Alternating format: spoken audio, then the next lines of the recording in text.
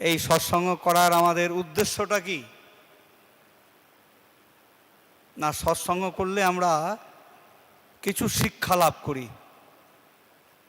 এবং সতের সহিত আমরা সংযুক্ত হতে চেষ্টা করি বা সংযুক্ত হই। আমাদের জীবনের উদ্দেশ্য হচ্ছে অভাবকে একদম তাড়িয়ে দেওয়া, আর তা কেবল কারণকে জানলে হতে পারে। আমাদের উদ্দেশ্য অভাবকে একদম তাড়িয়ে দেওয়া। মানে কীরকম অভাব? না, আমার জ্ঞানের অভাব, বোধের অভাব, আমার শ্রবণেন্দ্রিয়ের অভাব, দর্শনেন্দ্রিয়ের অভাব, ইত্যাদি ইত্যাদি। তার সঙ্গে কিন্তু আর একটা অভাব আছে, যেটা আমাদের আর্থিক অভাব। এই আর্থিক অভাবটা কিন্তু অনেক সময় মিটে যেতে পারে যদি আমরা সচেতন হই। কিন্তু এই সমস্ত কিছু জিনিসগুলো আছে যেগুলো নার্ভের সমস্যা আছে বা ইত্যাদি ইত্যাদি যে সমস্যাগুলো আছে, এগুলো মেটানো কিন্তু খুব আমাদের সমস্যায় সংকুল হয়ে দাঁড়ায়। কিন্তু আমরা আমার জীবনের যিনি ইষ্ট, যিনি আমার প্রিয় পরম শ্রী শ্রী ঠাকুর অনুকূলচন্দ্র, তাকে যদি আমাদের জীবনে, আমি আমার ব্যক্তিগত জীবন, দাম্পত্য জীবন, পারিবারিক জীবন, সমাজ জীবন এবং রাষ্ট্রীয় জীবনে, এতগুলো জীবনে যদি আমরা জানার চেষ্টা করি, তাহলে কিন্তু আমাদের জীবনগুলো তত্তরে হয়ে যায়। কিন্তু আমাদের কতকগুলো জিনিস আছে। ঠাকুর একটা বাণী বললেন, ভালোবাসিস অনেক বলিস, নির্দেশ মেনে চলিস না, ঠিকই জানিস প্রিয়কে তুই স্বার্থ ছাড়া মানিস না। আমরা আমার প্রিয় পরম শ্রী শ্রী ঠাকুর অনুকূলচন্দ্র, আমার ইহকাল এবং পরকাল, তাকে আমরা অনেক ভালোবাসি এবং আমরা অনেক কিছু তার কথা বলি, কিন্তু তার নির্দেশ মেনে আমরা চলি না। তিনি যেটা বলছেন, ওসায় নিশায় মন্ত্র সাধন চলাফেরায় জপ, যথাসময় ইষ্ট নির্দেশ মূর্ত করায় তপ, এটা কিন্তু আমরা করি না বা করার চেষ্টা করি না।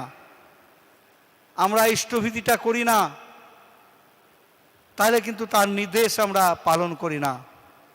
তিনি বলছেন, দীক্ষা নিলে জানিস মনে, ইষ্টভীতি করতেই হয়, ইষ্টভীতি বিহীন দীক্ষা কভু কিরে চেতন রয়। এইগুলো যদি আমরা জেনে শুনে যদি আমরা ইষ্টভীতিটা না করি, তাহলে করার কিছু নাই। আবার বললেন,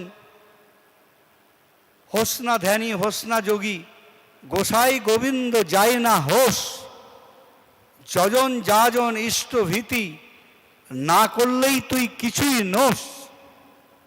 তাহলে আমরা গোসাই হই, আর আমরা ধ্যানী হই, আর যোগী হই, কিন্তু আমরা যদি যজন যাজন ইষ্টভীতি না করি, তাহলে কিন্তু ঠাকুর বলছেন তুই কিছুই নোস। একটা মানুষের এই যে ঠাকুর এগুলো বলছেন, এইগুলোর মাধ্যম দিয়ে আমরা কি জানতে পারি? না, ইষ্টভীতে দীক্ষা চেতন। ঠাকুর বলছেন এই ইষ্টভীতির মাধ্যম দিয়ে একটা দীক্ষা চেতনা লাভ হয়। আমরা ক পয়সা করছি, ক টাকা করছি, এটা কিন্তু ইষ্টভীতির মূল নিয়ম নয়। তাকে দেওয়ার আবেগ, তাকে না দিয়ে আমি খাবো না, এটা যদি আমার জীবনের একটা ব্রত হয়, তাহলে কিন্তু আমার জীবনটা তত্তাজা হয়ে উঠবে। আর আমি যদি বলি না, এগুলো আমি করব না, কীর্তন করব, প্রার্থনা করব, সমস্ত কিছু করব, কিন্তু এটা করব না, তাহলে কিন্তু হবে না। তার কারণ এটা আমার বা আপনার কথা নয়, এটা শ্রী শ্রী ঠাকুর অনুকূলচন্দ্র কথা। তার কারণ আমার মতো তিনি ওই পয়সার কাঙাল নন। তিনি বলেছেন যে আমাকে ঠাকুর সাজিয়ে ভক্ত হইও না, তোমার ঠাকুরত্ব না জাগলে কেউ তোমার কেন্দ্র নয়, ফাঁকি দিলে ফেতে হবে তাই। তাহলে আমার যে ঠাকুরত্ব আছে, আমার মধ্যে যে ঠাকুরত্ব আছে, অর্থাৎ তিনি আমার অস্তিত্বের মধ্যে যে তিনি আছেন, এটার যদি আমার বিকাশ না ঘটাতে পারি, তাহলে কিন্তু আমার কিছুই হবে না। তা তিনি সুপ্ত অবস্থায় আছে সেটা ব্যক্ত করতে হয়। তাইগুলো এতগুলো আমাদের পদ্ধতি আমাদের শতনুজ্ঞা বা বিভিন্ন ধরনের আমাদের জিনিসগুলো, এই পদ্ধতিগুলো অবলম্বন করতে হয়, নাম ধ্যান করতে হয়। তার কারণ ঠাকুর বললেন, নামে মানুষকে তীক্ষ্ণ করে, ধ্যানে মানুষকে স্থির এবং গ্রহণ করার ক্ষমতাটা জন্মায়। তাহলে এই যে ব্যাপারগুলো আমাদের মধ্যে আছে, এই জিনিসগুলো যদি আমরা না করি তাহলে কিন্তু আমাদের কিছু হবে না। সেই জন্যে এই সৎসঙ্গে এসে আমরা এইগুলো শিক্ষা লাভ করব। কিন্তু দেখা যাচ্ছে যে আমার দীক্ষা নেওয়া দীর্ঘ বছর হয়ে গেল, আমি শিখবোটা কবে? শিক্ষা মানে শিক্ষা কাউকে দেওয়া যায় না, শিক্ষা গ্রহণ করতে হয়। আমার যদি ইচ্ছা থাকে তাহলে আমি কিন্তু গ্রহণ করব, সেই তাকে গ্রহণ করে। আমার যদি অসুবিধা হয়, অসুবিধা হওয়ার জন্য অনেক মানুষ আছে, যারা অভিজ্ঞ মানুষ আছেন, তাদের কাছ থেকে আমরা জেনে নেব।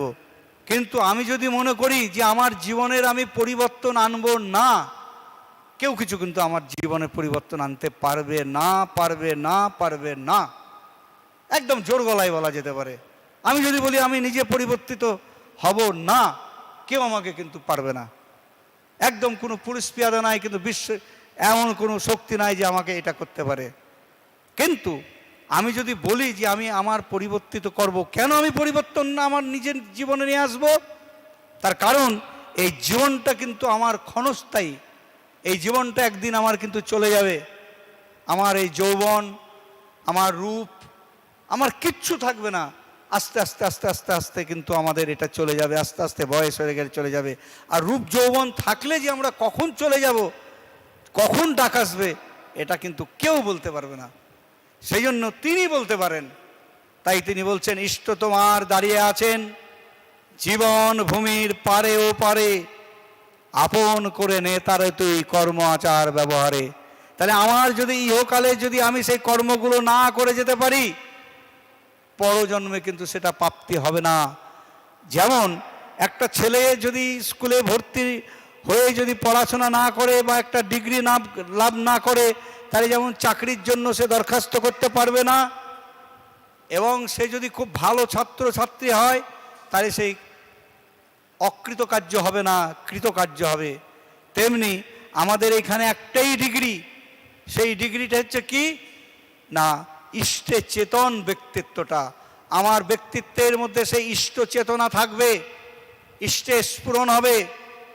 ইষ্টে স্ফুরণ হতে গেলে আমাদের যে যে জিনিসগুলো আছে, যজন যাজন ইষ্টভীতি স্বস্থায়নী সদাচার, এইগুলো আমাদের পরিপালন করতে হবে, পরিপালন করার চেষ্টা করতে হবে। তবেই কিন্তু আমরা কিন্তু এই জিনিসগুলো পারবো, নচেত কিন্তু পারবো না। তার কারণ পদ্ধতিতে আসবো। আমি যদি সৎসঙ্গে না আসি, আমি যদি প্রার্থনা না করি, আমি ইষ্টভীতি যদি না করি, এটা কিন্তু ঠাকুরের কিছু যায় আসে না। এটা আমার ক্ষতি। আমি যদি ইষ্টভীতি না করি, আমার ক্ষতি আমি করছি। আমি প্রার্থনাটা যদি না করি, আমার ক্ষতি আমি করছি। সৎসঙ্গে যদি আমি না যাই, যাওয়ার চেষ্টা না করি, আমি আমার জীবনের ক্ষতি আমি করছি। তার কারণ আমার এই পরজীবনে আমার সেইটাই প্রাপ্তি হবে। এটা কিন্তু আমাদের জেনে রাখা দরকার। সেই জন্যে ফাঁকি দিলে আমি আমার নিজেকে ফাঁকি দেব, আমি অপরকে কাউকে ফাঁকি দিতে পারবো না।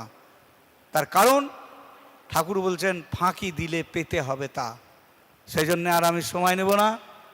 আপনাদের প্রত্যেকের মঙ্গল কামনা করে আমি আমার সংক্ষিপ্ত বক্তব্য শেষ করছি। জয় গুরু, বন্দে পুরুষোত্তমম।